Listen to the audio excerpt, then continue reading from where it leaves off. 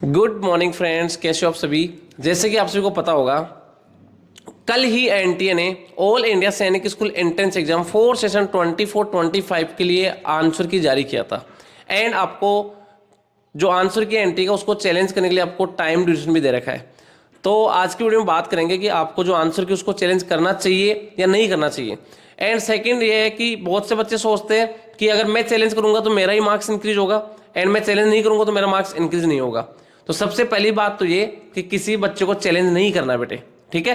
And वहां पे जो चैलेंज करने के लिए आपको एक तो ऑप्शन दे रखा होगा कि एनटीए की आंसर की को चैलेंज करना है, और एक ऑप्शन आपको दे रखा होगा कि जो आपकी ओएमआर शीट है उसको चैलेंज करना है।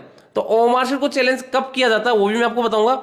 एंड आंसर की एनटीए की उसको चैलेंज नहीं करना है, क्योंकि बेटे अगर जो भी क्वेश्चन आपको लगता है कि ये मेरा करेक्ट है, या फिर मान लो किसी क्वेश्चन के 2 ऑप्शन करेक्ट हो रहे हैं, तो वहां पे वो आपको बोनस मार्क्स मिल जाएगा, ठीक है। आप चैलेंज नहीं करोगे तब भी मिलेगा, एंड वो सभी को मिलेगा बेटे।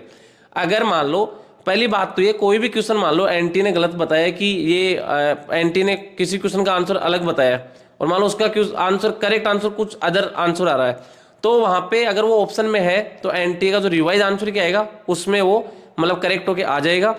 या फिर मान लो किसी भी क्वेश्चन के 2 ऑप्शन करेक्ट हो रहे हैं तो वहां पे आपको बोनस मार्क्स मिल जाएगा।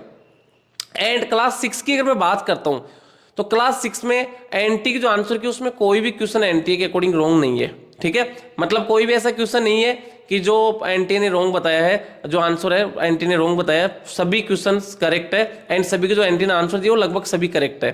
खास तौर से मैथ्स में ऑल करेक्ट है। एंड रीजनिंग में आपको एक क्वेश्चन डाउट कर सकता है, जैसे प्राइम नंबर वाला था 135 या जो भी है, वो भी करेक्ट है बेटे, ठीक है। वो भी करेक्ट है, जो एनटी ने जो आंसर बताया ना वो करेक्ट आंसर है। एंड इसके अलावा एक जीके में आपको एक क्वेश्चन मतलब एक ईगल वाला क्वेश्चन है, शायद ईगल कितने टाइम्स जो भी है कुछ देख सकता है, उसका विजन का दे रखा है, तो वो क्वेश्चन आपका रिवाइज हो सकता है, ठीक है।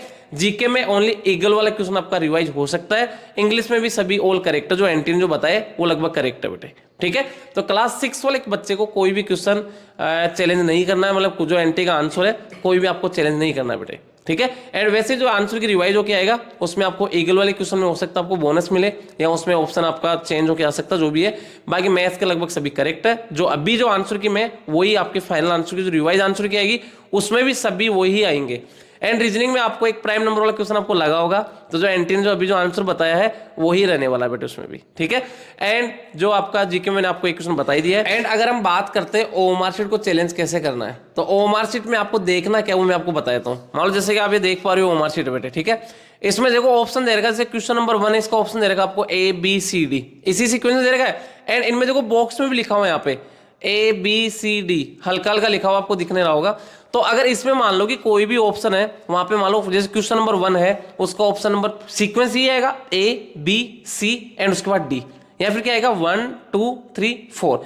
अगर ये सीक्वेंस आपको चेंज दे रखा है, अलग दे रखा है, तब आप ओएमआर शीट को आप चैलेंज कर सकते हो, ठीक है। समझ में आ रहा है बेटे। वैसे तो जहां तक है ये मिस्टेक नहीं होता है, लेकिन मान लो किसी बच्चे की ओएमआर शीट में मिस्टेक है कि उसका जो सीक्वेंस है चेंज दे रखा है, मतलब या तो नंबरिंग दे रखा होगा 1 2 3 4, अगर मान लो आपको 1 उसके बाद 3 दे रखा है, फिर 2 दे रखा है, फिर 4 दे रखा है, या मान लो 1 2 2 फिर 4 दे दिया गया, तो अगर इस टाइप का आपके ओएमआर शीट में कोई भी क्वेश्चन हो रखा हो, आप 1 बाय 1 आपको चेक करना है बेटे।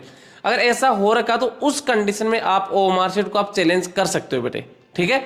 समझ में आ गया ओएमआर शीट को कैसे चैलेंज करना है। एंड बाकी जो एनटी के आंसर की उसको चैलेंज नहीं करना है। एंड फाइनल आंसर की आ जाएगा उसके बाद जो एंड अभी आपका जो भी स्कोर बन रहा है वो भी आपको कमेंट बॉक्स में कमेंट करके बताना है कि सर मेरा जो अभी एनटी ने जो आंसर की जारी किया है उसके अकॉर्डिंग मेरा ये स्कोर बन रहा है। एंड कुल मिला के ये है कि जो आपका फाइनल जो स्कोर कार्ड आएगा उसमें मुश्किल से 2 मार्क्स अप डाउन हो सकता है क्लास 6 के लिए, इससे ज्यादा चेंज नहीं होगा बेटे, ठीक है। एंड वो भी आपका जीके में हो सकता है, ठीक है बेटे। एंड मैथ्स में आपके लगभग जो एनटी ने बताया ऑल करेक्ट है, जो एनटी ने जो बताया आंसर की जारी किया है वो सभी करेक्ट है, उनमें कोई रिवाइज नहीं होगा बेटे। एंड आपका रीजनिंग में एक प्राइम नंबर वाला था वो भी आपका रिवाइज नहीं होगा बेटे, ठीक है। एंड आपका इंग्लिश उसमें कोई भी क्वेश्चन आपका जो एनटी का आंसर है वो कोई भी रिवाइज नहीं होने वाला है। एंड जीके में आपको एक क्वेश्चन देखने को मिल सकता है, एंड वो भी ईगल वाला, ठीक है बेटे। तो चैलेंज किसी को नहीं करना है, एंड कोई टेंशन नहीं लेना, क्योंकि बहुत से बच्चे मतलब कंटिन्यू कॉल कर रहे हैं कि सर मैं कैसे चैलेंज करूं, मुझे करना चाहिए नहीं करना चाहिए, तो आपको चैलेंज नहीं करना है बेटे, ठीक है। एंड फिर मिलते हैं नेक्स्ट सेशन में, तब तक के लिए tata bye bye, thank you बेटे।